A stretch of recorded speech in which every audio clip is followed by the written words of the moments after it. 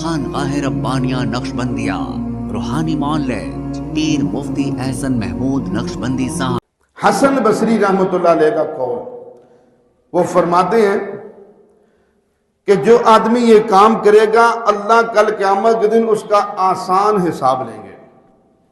حسن بصری رحمۃ اللہ علیہ فرماتے ہیں جو آدمی یہ کام کرے گا جو میں عرض کرنے لگا ہوں، فرمایا اس کی وجہ سے کل اللہ پاک اس کا آسان حساب لیں گے۔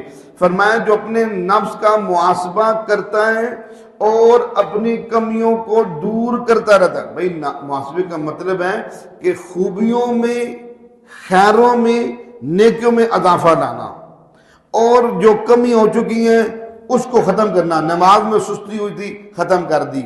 اس طرح روزہ میں رکھنے میں سستی تھی، ختم کر دی۔ اور قرآن کی تلاوت میں سستی تھی، ختم کر دی۔ نظر کی حفاظت میں سستی تھی، ختم کر دی۔ اندر حسد بغض تھا، ختم کر دیا۔ یہ محاسبہ ہے۔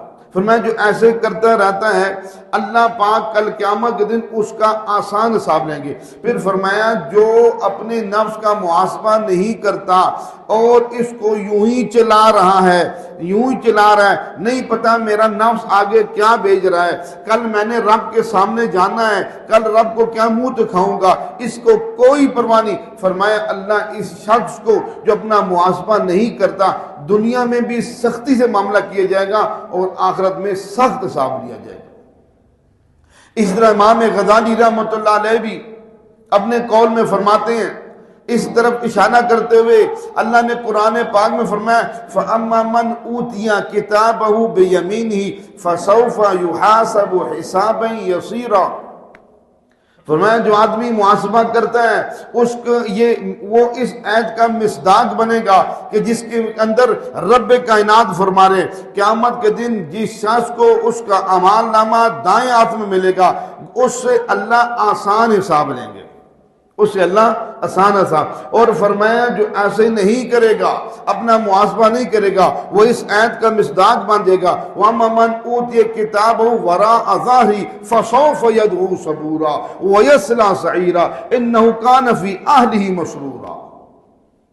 جو اس بات کا مصداق بنے گا، جو اپنا محاسبہ نہیں کرتا، اس کو کی کتاب زندگی کیا کھویا کیا پایا، یہ کتاب زندگی اس کو پیچھے سے ملے گی، دونوں ہاتھ ہتھکڑیوں سے باندھے ہوں گے، پیچھے سے کتاب ملے گی، وہ جیسے کتاب ملے گی سمجھ جائے گا میں ناکام ہو گیا، سمجھ جائے گا میں رسوا ہو گیا۔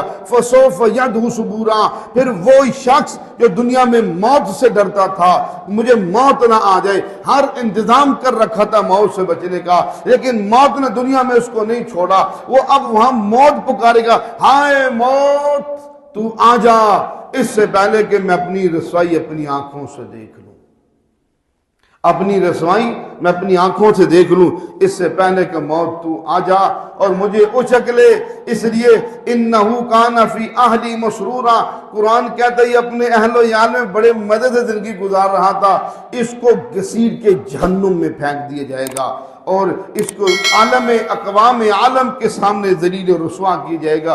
تو وہ شخص ہے جس نے اپنے کاروبار کا محاسبہ کیا، اپنے معاملات کا محاسبہ کیا، تو وہ ہے جو اپنے ایک ایک چیز کا محاسبہ کرتا تھا، ایک ایک مہینے کا حساب کرتا تھا، مجھے 50,000 تنخواہ ملی، 55,000 کیوں خرچہ ہو گیا، یہ 5,000 فالتو کیوں خرچہ ہو گیا، تو ایک ایک روپے کا حساب کرتا تھا، تو نے اپنی ذات کا محاسبہ نہیں کیا، کل رب کو کیا جواب دوں گا۔ ہمارے ہاں جادو، جنات، بندش اور نظر بد کا شافی علاج قرآن و سنت کی روشنی میں کیا جاتا ہے۔